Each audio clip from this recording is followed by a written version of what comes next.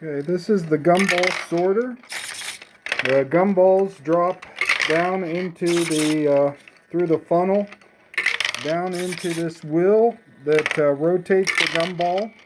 It sets it under the color sensor, and then it rotates it over to the hole and drops it into place. Right. So as you can see, once it determines what color, we have a funnel here that rotates around depending on the color from the color sensor and puts the gumballs in the correct bin. Okay. So this here is being run by an Arduino. So you can see there's the Arduino. And then we have two stepper motor controller units here. And then there is a stepper motor mounted underneath to control the funnel.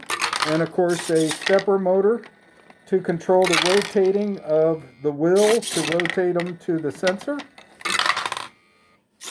We also have, there's an agitator down inside here just to make sure that the gumballs don't get stuck up. There's a little arm that just agitates them to make sure they drop through.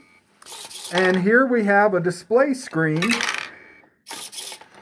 displaying the numbers of colors, how many were found and sorted.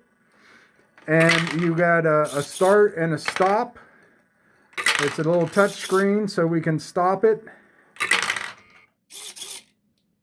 Or we can reset the count.